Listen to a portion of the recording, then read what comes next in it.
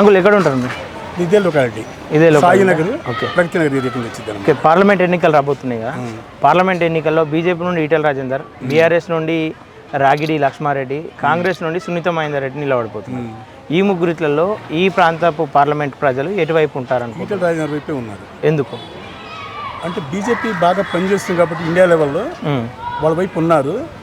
కానీ ఇక్కడ అంతకు ప్రజాప్రతినిధి ఉన్నాడు కదా, ఎమ్మెల్యే, ఆయన కూడా చాలా బాగా చేస్తున్నాడు కాబట్టి తెలంగాణ స్టేట్లో హైయెస్ట్ మెజారిటీ వచ్చింది. ఓకే, కానీ ఎంపీ వచ్చేసరికి ఏమవుతుంది, వీళ్ళంతా కొంచెం మైండ్ ట్యూన్ మోడీ వైపోయారు. అంటే ఈ ప్రాంతపు ఎమ్మెల్యే అంటే ఎవరు? వివేకానంద గౌడ్, బీఆర్ఎస్ చాలా బాగా చేస్తున్నాడు ఇక్కడ. ఓకే, రెగ్యులర్ టచ్లో ఉంటాడు పబ్లిక్ తోటి. మనకి ప్రాబ్లమ్స్ ఫోన్ చేస్తే ఇమీడియట్ రెస్పాండ్ కూడా అవుతున్నాడు ఇక్కడ. సరే, ఇది ప్రస్తుతం మాత్రం ఈటెల రాజేందర్కే. అంటే ఇక్కడ ఎమ్మెల్యే ప్రభావం ఏం ఆ క్యాండిడేట్ మీద పడదంటారా? బీఆర్ఎస్ ఎందుకంటే సెంట్రల్ గవర్నమెంట్ ఎలక్షన్స్ కాబట్టి ఆటోమేటిక్గా ప్రభావం అటువైపు ఉంటుంది. అంటే ఎందుకోసం సెంట్రల్ వైపు ఎందుకు చూస్తారు? అంటే వాళ్ళంటే ఇప్పుడు మరి ఇప్పుడు ఫండ్స్ కూడా ఇప్పుడు అంత జనరల్ ఫండ్స్ అంతా అక్కడి నుంచి వస్తాయి, గవర్నమెంట్ ఆఫ్ ఇండియా నుంచి. ఓకే, స్టేట్ గవర్నమెంట్ ఎంత రిక్వెస్ట్ చేసినా కూడా వాళ్ళు ఇవ్వట్లేదు టైంలో. ఓకే, ప్లస్ ఏరియా అంతా కూడా ఆల్రెడీ డెవలప్ అయిపోయింది, అది డెవలప్ అవుతుంది ఏం లేదు. ఓకే, అంటే ఇప్పుడు పార్లమెంట్ ఎన్నికల్లో సునీత మహేందర్ రెడ్డి కూడా ఒక మహిళగా వస్తుందని చెప్పేసి అంటారు. ఆమె వైపే మన ప్రజలు చూసే అవకాశం ఉంటుంది అంటారు. అంటే చూడొచ్చు, కానీ మెజారిటీ ప్రజలు మాత్రం ఇటువైపే ఉన్నారు, ఈటెల వైపు. ఓకే, అట్లాగే కాంగ్రెస్ చూసుకుంటే రాష్ట్రంలో ఆల్రెడీ ప్రభుత్వం ఫామ్ చేసింది, దాని ప్రభావం ఏం చూపించదంటారు? వాళ్ళు వచ్చి 100 డేసే కాబట్టి ఇప్పుడు ఎట్లుందంటే ఇద్దరికి ఈక్వల్గా ఉంది ఇక్కడ వచ్చి, బీజేపీకి కానీ కాంగ్రెస్కి కానీ. ఓకే, కానీ ఎంపీ వచ్చేకి ఏమవుతుందంటే ఆటోమేటిక్గా government of India prime minister చూసి ఓటేస్తారు ఇక్కడ. అంటే ఆయన ఎందుకు చూస్తారు అసలు?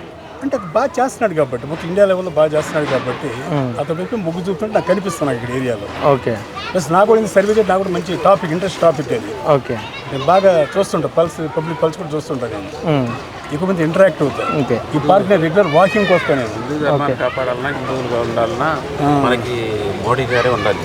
బీజేపీ పార్టీ ఉంటే ప్రధానంగా మన హిందువులకి రక్షణ ఉంటుంది. మన పార్టీకి మెయిన్ అన్ని విధాల ఇంప్రూవ్మెంట్ ఉంటుంది. ప్రతి దానిలో, ప్రతి రంగంలో కూడా మోడీ గారే మనకి న్యాయంగా ధర్మంగా ఉన్నాడు.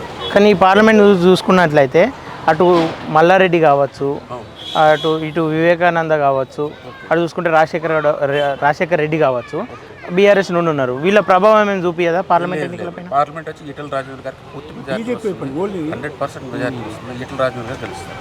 ఆయన మీద సానుభూతి ఉంది, మంచి వ్యక్తి, మళ్ళీ మాట్లాడే వ్యక్తి, సెంట్రల్లో మాట్లాడగలిగే వ్యక్తి, మనకి ఫండ్స్ తేగల వ్యక్తి, పరిపాలన చేయగలిగే విభాగం తెలిసిన వ్యక్తి ఈటెల రాజేందర్ గారు. కానీ నాన్ లోకల్ అని చెప్పేసి కొంతవరకు ఇక్కడ నడవదండి, పని చేయదు. ఈటెల రాజేందర్ గారు మంచి నెంబర్ 1 క్యాండిడేట్. మనకి కావాల్సిన కూడా ఈటెల రాజేందర్ గారు. ఓకే, నిస్వార్థంగా పనిచేయగల వ్యక్తి ఈటెల రాజేందర్ గారు. ఈటెల రాజేందర్ దాంట్లో ఎలాంటి డౌట్ లేదు. కానీ కాంగ్రెస్ ఏమంటుంది, మాకు ఒక 15 సీట్లు ఇస్తే రాష్ట్ర అభివృద్ధి కోసం మేము తోడ్పడతామని చెప్పేసి కాంగ్రెస్ ఇచ్చినా రామకృష్ణ సెంట్రల్లో బీజేపీ పరిపాలన రాష్ట్ర అభివృద్ధి ఎట్లా వస్తుంది? మీకు ఈటెల రాజేందర్ గారు ఇక్కడ వస్తుంది. మాకు వాయిస్ కావాలంటారు, వాయిస్ వినిపించడానికి 15 సీట్లు కావాలి. ఈటెల రాజేందర్ గారికి గెలిస్తే చాలా అభివృద్ధి చెందింది. ఓకే, మళ్ళీ ఇంకా చేస్తాడన్న నమ్మకం ఎట్లా? మల్కాజ్ కాన్సెప్ట్ ఈటెల రాజేందర్ గారితో అభివృద్ధి సాధ్యం. అంటే ఎట్లా 100%? ఎందుకు? కేంద్ర నిధులు దుర్వినియోగం అవుతుంది ఇంతకుముందు, అవి దుర్వినియోగం కాకుండా కాపాడతాడు. చాలా దుర్యోగం అయ్యింది ఇంతకుముందు గవర్నమెంట్లో. చాలా ఫండ్స్, సెంట్రల్ ఫండ్స్ అన్ని మనకు వస్తుందండి. ఏది రేషన్ కానీ ఇవన్నీ అవన్నీ ఎక్కడ అన్ని స్టేట్ ఫండ్స్ కింద వాడుకుంటున్నారు. ఆ సెంట్రల్ ఫండ్స్ ఎంత ఎవరు చెప్పట్లా. గ్యాస్ తగ్గించిన ఏదైతే సెంట్రలే కదా, అవన్నీ వీళ్ళ స్వలాభం కోసం వీళ్ళు వాడుకుంటున్నారు. కానీ ఒక్కటి కూడా మనకి కేంద్ర పథకాల్లో రావట్లేదు. అదే ఈటెల రాజేందర్ గారు వస్తే ఈ పథకాలు మొత్తం కంప్లీట్గా, ఈ ఫండ్స్ మొత్తం దారి వెళ్లకుండా దీనికే యథావిధిగా ఖర్చు పెడతాడు. అప్పుడు అభివృద్ధిలో సాధ్యం కావడం ఎన్నో అవకాశాలు ఉన్నాయి. కానీ రాష్ట్ర ప్రభుత్వానికి సెంట్రల్ గవర్నమెంట్కు తేడా ఉంటుంది కదా. లోకల్ జనాలు లోకల్లో ఉన్న పార్టీ వైపు చూస్తారని చెప్పేసి ఒక నానుడు ఉంది. లేదు, అది లేదు. అది అసెంబ్లీ వేరు, ఇప్పుడు పార్లమెంట్ వేరు.